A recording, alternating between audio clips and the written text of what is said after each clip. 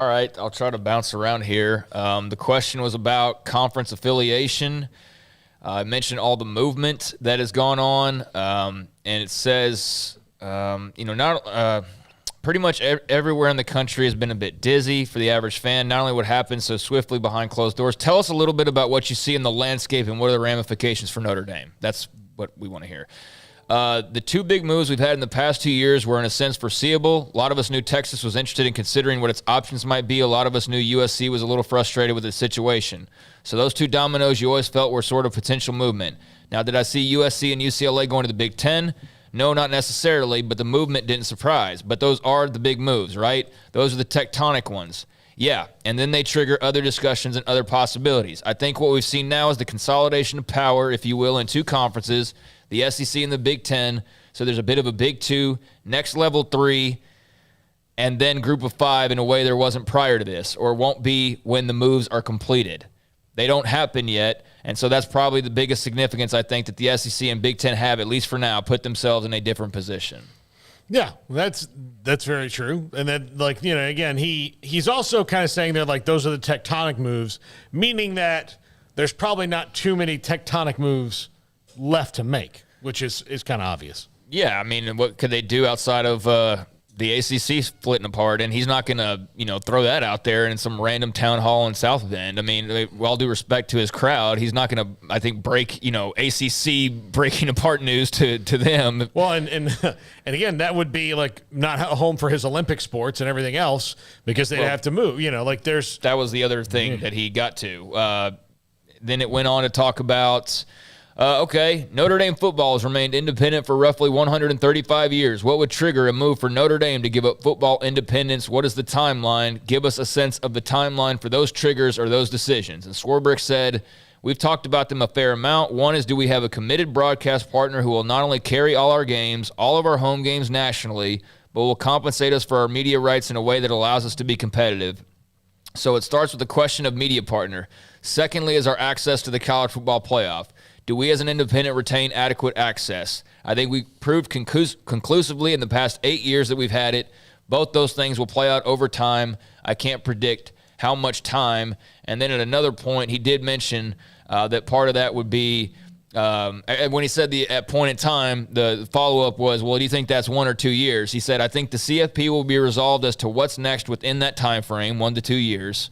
It's possible the media situation could be. But the flip side of that is our contract runs through the 25 season, so hard to say. But those are the first two things. All right, so the college football playoff expansion. Does Notre Dame have a spot or not? The way that they've had it. If they do, then why the hell would they join a conference outside? And everybody says money. I know that people who are screaming about money in Notre Dame are broke folks like me.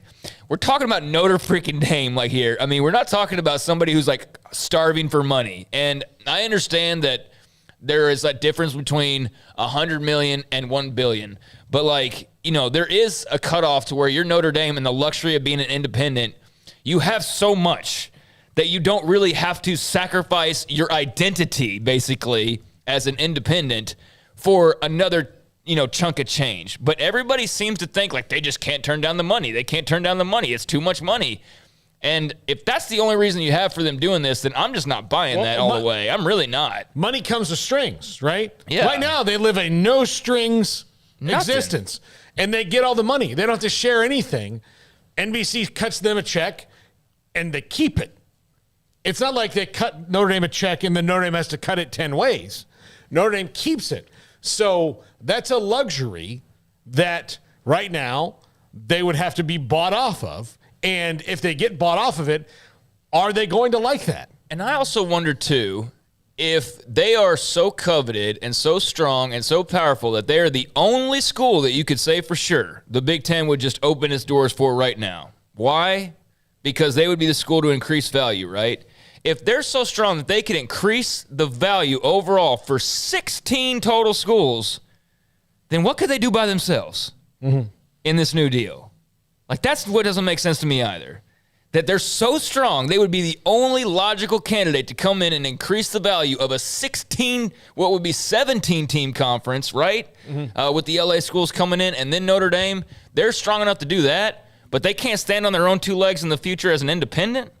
That doesn't make any sense. I don't think they're ever going to not be an independent. But you know what I'm saying, though? Yeah. If they're worth that much money to the entire conference, they can't get a deal on their own that's going to be satisfactory to them alone and retain their independence. So how much value is there in having their independence? That's what we're talking about. That's That's what I'm saying. What is that number? Is it 30 million, 50 million, 70 million? Way more than 30 or 50. I think it's priceless. If, our company got bought by somebody and they were going to pay us like an exorbitant amount of money, that'd be great. But if it came with a whole lot of strings, sometimes your life gets a little bit worse. And look, Notre Dame also gets money from the ACC for all the other sports too. So they have two streams of revenue, and that's a mutually beneficial relationship in the ACC. And they don't have to share anything football wise. And then everything else is split up as normal, which is what they need. So, yeah, but I keep seeing, and it's Twitter, so it's whatever. But, they can't make $100 million on their own in this next deal. It's like, but yet they're capable of increasing the revenue for 16 other schools? What? Okay, what if they can't make $100 million on their own, but they can make 50? And nobody bothers them. Nobody can, and they're powerful. Well, that's what it goes back to is the college football playoff. That's going to be a huge part of it. Like, can they be Notre Dame and get their little spot at number 4 or number 5 through 8 the same way they're getting it now? And I think that's the key. So if you're the Big Ten in theory, and if you really want Notre Dame, like, you're pushing for a playoff where they don't get the Notre Dame access. Yeah, behind the scenes, you're probably having those discussions. How can we set this up where Notre Dame only gets in if they're a part of a conference or they're squeezed out? And even then, that doesn't mean that works. And also, at this point, how trustworthy is Kevin Warren? He seems to be someone who went from he's over his head to like a month or so ago, everyone thought he was walking on water. Oh, now he's the kingpin. But I'm saying, like, given the moves, why would you trust him? And we don't even know if he is the kingpin because we have to see how this all shakes out. That's how it's being portrayed. It's gone from him being irrelevant or incompetent or over his head to all of a sudden stories a little bit about him. And the next thing you know, you're putting him up here with who's the former SEC conference commissioner? Delaney and Slive and Sankey. And let's see how this plays. And good for him if that's the case. But I'll go back to a good friend of mine that's kind of involved in a lot of things, sponsorships, a lot of things as ACC. He goes, be careful about how you prop him up because that doesn't mean that's true. If he can get this large, massive deal for the Big Ten, and it appears it's headed that way, then good for him. Yeah, good for him. And I'm sure if you're Notre Dame, to some extent you could because he couldn't really afford to lie to you and stab you in the back. But he's already done it to a couple of conferences, and he's done it.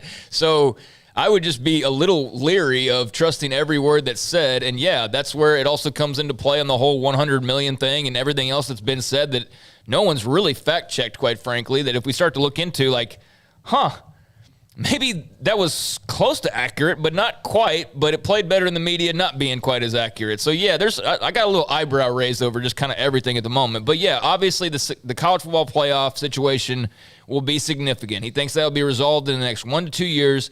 Same thing with their media deal. Should be resolved in the next 1 to 2 years, runs through 2025. Those are the two biggest things. And then he said the third is a good home for our Olympic sports where they can compete for national championships, but also have schedules that sort of make sense for them. The ACC has been a great partner for us in that regard. I'd like to make progress on the schedule front. It's so hard for our kids to travel the way they do. I think we've talked about it before, but when you're going to Tallahassee and you start with a bus trip to Midway, and then you connect once along the way before you get there, and then you're on a bus trying to get to campus, it's probably 18, 16 hours that you've been involved in traveling. That's tough to be a pre-med major or finance major and do that, so we're always looking for ways to make the scheduling easier, but it's media, it's college football, and it is our Olympic sports. Yeah, well, it's going to be interesting how they've set up these schedules.